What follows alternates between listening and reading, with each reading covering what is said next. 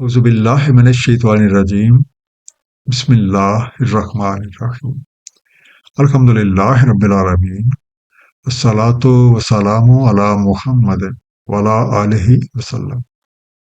इंशाअल्लाह आज हम सूरह काफ के दूसरे रुकू का मुताला करेंगे।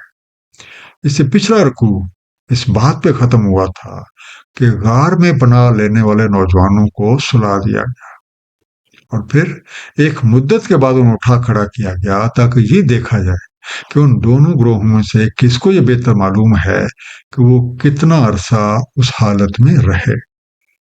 आइए मुताले कुरान का आगाज इस दुआ के साथ करते हैं कि अल्लाह ताला नबी करीम सल्लल्लाहु अलैहि वसल्लम के तुफैल हम सबको कुरान करीम का सही मफ़हूम अता फरमाए।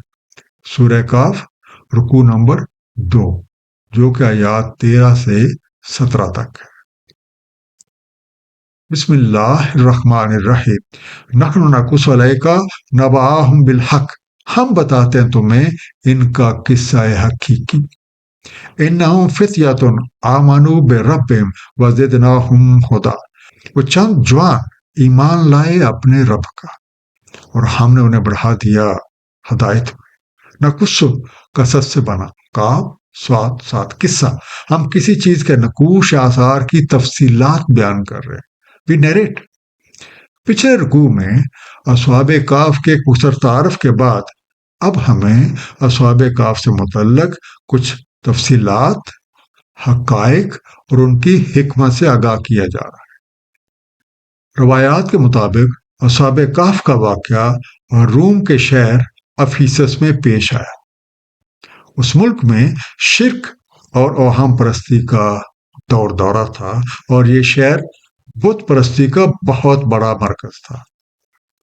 कैसरे रूम खुदाई का दावेदार बना हुआ था और लोगों से जबरदस्ती अपने आप को सजदे करवाता था।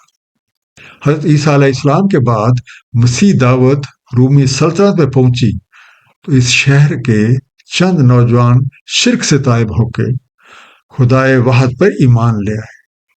उनकी लगन और मेहनत की बदौलत उनका ईमान तरक्की करता गया और अल्लाह ताला ने अपनी रहमत उनके शामिल हाल बना दी। वरबतना अला कुलूबिहिम, और हमने रब्त दिया इनके दिलों को। इस कामू फकालू रब्बुना रब्बुस समावाति वल अर्ज़ि लन नदअ मिन दूनिही इलाहा, जब वो खड़े हुए तो उन्होंने कहा हमारा रब है आसमानों और जमीनों का रब, हम हरगिज़ नहीं पुकारेंगे उसके सिवा किसी को इलाह। लक़द कुलना इज़न शतता, ऐसा हुआ तब हमने कही एक बेजा बात। शततन, शतत शीन तोए तोए, हक से दूर और किसी एक तरफ हट जाने का मिला, ना हक, इनॉर्मिटी। तरक्की ईमान की बदौलत इन नौजवानों का अपने रब पे यकीन बढ़ गया। अल्लाह ताला ने उनके दिलों को मजबूत किया और उन्हें नासाजगार हालात के बावजूद साबित कदम रखा। किसी तरह उनके तब्दीली मजहब की खबर कैसरे रूम तक पहुंच गई तो उसने उन्हें अपने दरबार में तलब कर लिया और इनसे पूछा कि इनका रब कौन है।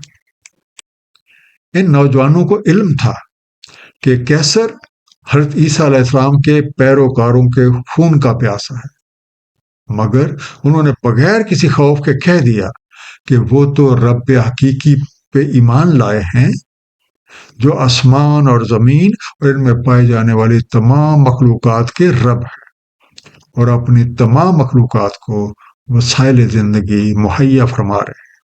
हम तो इसके सिवा किसी को भी अपना माबूद तस्लीम नहीं करते और अगर हम ऐसा करें तो ये बहुत बड़ा गुनाह। हाउलाए कौम नत्तखज़ू मिन दूनिही आलिहा, ये है हमारी कौम, अख्ज़ कर रखे उन्होंने इसके सिवा और इला। लौला यातूना अलैहिम बिसुल्तानिन बैय्यिन, क्यों नहीं वो लाते इस पे कोई साफ अथॉरिटी। फमन अज़लमु मिम्मन इफ्तरा अलल्लाहि कज़िबन, तो कौन इससे बड़ा जालिम है جو افطرا کرے اللہ تعالیٰ پہ جھوٹا. بے سلطان سرحد سے بنا، سین لام تو زور، جواز اختیار، سند، اتھارٹی. کیسر روم ان نوجوانوں کی باتیں سن کے مشتعل ہو گیا اور غصے سے بولا، اپنی زبان بند کرو ورنہ میں تمہیں قتل کر دوں گا. ابھی تم بچے ہو، اس لیے میں تمہیں 3 دن کی مہلت دیتا ہوں. اس دوران اگر تم نے اپنا رویہ ٹھیک کر لیا اور اپنی قوم کی طرز پہ پلٹ آئے تو ٹھیک، ورنہ تمہاری گردن مار دی جائے گی. ان نوجوانوں کو سخت حیرانی تھی کہ یہ کس طرح کے لوگ ہیں جو خالق اور مال کے عقیقے کے ساتھ شرک کرتے ہیں. انہوں نے اپنے ہاتھوں سے کچھ بت تراش رکھے ہیں اور انہی سے توقعات وابستہ کیے بیٹھے رہتے ہیں. خود سے باتیں گھڑ کے اسے اللہ تعالیٰ کی طرف منسوب کرتے ہیں، حالانکہ ان کے اپنے پاس ان کے اس عمل کی کوئی سند نہیں. ایسا کرنا سراسر غلط اور ظلم ہے. خود سے باتیں گھڑ کے اللہ تعالیٰ کی طرف منسوب کرنے والوں کے بارے میں سورہ آل عمران آیت نمبر 94 میں ارشاد ہے، تو جو کوئی افطرا کرے اللہ تعالیٰ پہ جھوٹا اس کے بعد تو وہی ہیں جو ظلم کر رہے ہیں. وَإِذْ اعْتَزَلْتُمُوهُمْ وَمَا يَعْبُدُونَ إِلَّا اللَّهَ، اور جب تم کنارہ کش ہو گئے ان سے اور جن کی وہ بندگی کرتے ہیں سوائے اللہ تعالیٰ کے، فَآوُوا إِلَى الْكَهْفِ يَنشُرْ لَكُمْ رَبُّكُمْ مِنْ رَحْمَتِهِ، تو جا بیٹھو کسی کھو میں، پھیلا دے گا تمہارے لیے تمہارا رب رحمت سے. وَيُحَيِّئْ لَكُمْ مِنْ أَمْرِكُمْ مِرْفَقًا، اور مہیا فرما دے گا تمہارے لیے تمہارے معاملے میں آسانی کا سامان. مرفقہ رفق سے بنا، کسی کام میں سہارے یا آسانی کا ذریعہ، سر و سامان ہو گیا. مینز آف سپورٹ اور ایز. اس مہلت کے دوران ان نوجوانوں نے باہم مشورہ کیا اور موقع دیکھ کے اس شہر سے بھاگ نکلے. انہوں نے پہاڑوں کی طرف راہ لی. راستے میں ایک کتا بھی ان کے ساتھ ہو لیا. ایک بڑے غار کو اچھی جائے پناہ دیکھ کے اس میں چھپ گئے اور ان کا کتا غار کے باہر بیٹھ گیا. انہوں نے رب کریم سے دعا کی جس کا ذکر اس سورہ کی آیت نمبر 10 میں ہو چکا ہے کہ ہے ہمارے پروردگار، ہمیں اپنی رحمت خاص سے نواز دے اور ہمارا معاملہ درست کر دے. وہ لوگ تھکے آ رہے تھے اس لیے فوراً سو گئے. وَتَرَى الشَّمْسَ إِذَا طَلَعَتْ تَزَاوَرُ عَنْ كَهْفِهِمْ ذَاتَ الْيَمِينِ، اور آپ دیکھتے ہیں سورج کو جب طلوع ہوتا ہے ہٹ جاتا ہے ان کی کھو سے دائیں کو. وَإِذَا غَرَبَتْ تَقْرِضُهُمْ ذَاتَ الشِّمَالِ وَهُمْ فِي فَجْوَةٍ مِّنْهُ، اور جب غروب ہوتا ہے کترا جاتا ہے ان سے بائیں کو اور وہ ہیں صحن میں اس کے. ذَلِكَ مِنْ آیَاتِ اللَّهِ، یہ ہے اللہ تعالیٰ کی نشانیوں میں سے. مَن يَهْدِ اللَّهُ فَهُوَ الْمُهْتَدِ، جس کو ہدایت دے اللہ تعالیٰ تو وہی ہدایت یافتہ ہے.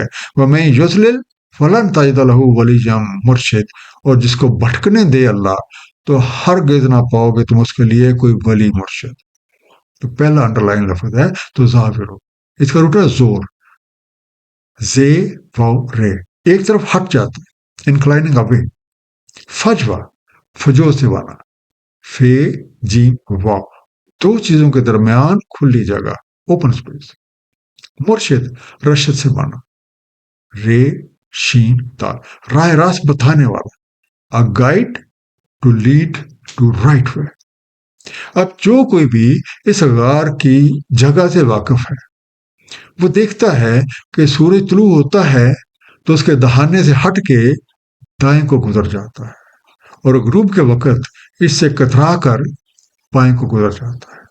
گویا اس غار کا دہانہ شمال کی سمت میں واقع ہوا ہے. اور اب جو لوگ اس کے اندر کھلی جگہ میں چھپ کر سوئے ہوئے تھے وہاں تک سورج کی روشنی نہیں پہنچتی تھی. لگاتار اندھیرا ہونے کی وجہ سے نہ تو وقت کا اندازہ لگایا جا سکتا تھا اور نہ ہی سورج کی روشنی اور حرارت کی وجہ سے غار کے اندر کوئی تبدیلی واقع ہو رہی تھی۔ اپنے من میں ڈوب کر سراغ زندگی پانے والے یہ نوجوان اللہ تعالیٰ کی نشانیوں میں سے ایک نشانی ہے۔ جب انہوں نے رب کریم پہ مکمل بھروسہ کیا تو اس نے کمال مہربانی کے ساتھ انہیں چھپنے کی ایک بہترین جگہ مہیا کر دی اور گردش اجام سے محفوظ رکھنے کا بہترین بندوبست کر دیا۔ حقیقت تو یہی ہے کہ جس کو اللہ تعالیٰ ہدایت دیں وہی ہدایت یافتہ ہے، اور قانون ربی کے مطابق ہدایت اسے ملتی ہے جو ہدایت کا طلبگار ہوتا ہے اور اس کی خاطر اپنے رب کریم کی طرف لو لگا لیتا ہے۔ جیسا کہ سورہ شورا آیت نمبر 13 میں ارشاد ہے، اللہ تعالیٰ چن لیتا ہے اپنے لیے جو کوئی چاہتا ہے، اور وہ ہدایت فرماتا ہے اپنی طرف کی جو کوئی انابت کرتا ہے۔ جب اصحاب کہف نے ہدایت کی طلب میں اللہ تعالیٰ سے رجوع کر لیا تو اس نے انہیں ہدایت فرما دی، ان کے دلوں کو مضبوط کر دیا، ان کی نصرت فرمائی اور ان کی حفاظت کا اعلیٰ بندوبست فرما دیا۔ اس رکوع کا ایک مختصر خلاصہ: اصحاب کہف اور رقیم وہ چند نوجوان تھے جو شرک اور کفر کو چھوڑ کے اللہ وحدہ لا شریک پہ ایمان لائے، اور اس وقت معاشرے میں شرک اور بت پرستی عام تھی اور کیسر روم خدائی کا دعوے دار بنا ہوا تھا۔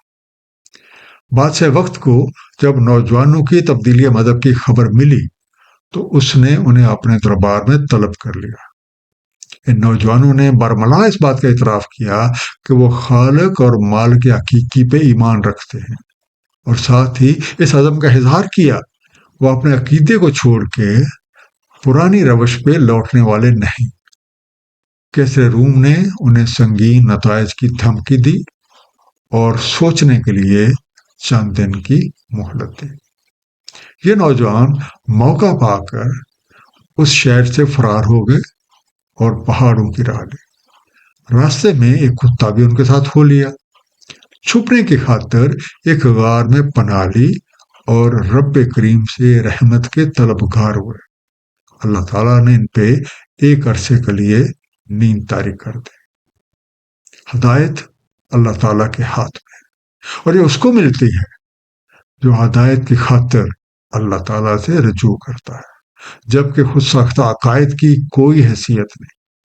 جب ان نوجوانوں نے رائے حق اختیار کی اور رب کریم سے ہدایت اور رحمت کے طلبگار ہوئے تو رحمت خداوندی نے انہیں اپنے دامن میں سمیٹ لیا اور زمانے کی چیر دستیوں سے محفوظ رکھا۔ اصحاب کہف کے بارے میں مزید تفصیلات انشاءاللہ اس سے اگلے رکوع میں۔ دعا ہے کہ اللہ تعالیٰ ہم سب کو قرآن کریم کو صحیح طور پہ سمجھنے اور اس پہ نبی پاک صلی اللہ علیہ وآلہ وسلم کی سنت مبارکہ کے مطابق عمل کرنے کی توفیق عنایت فرمائے۔ صدق اللہ العلی العظیم، صلی اللہ تعالی علی حبیبہ محمد وآلہ وسلم۔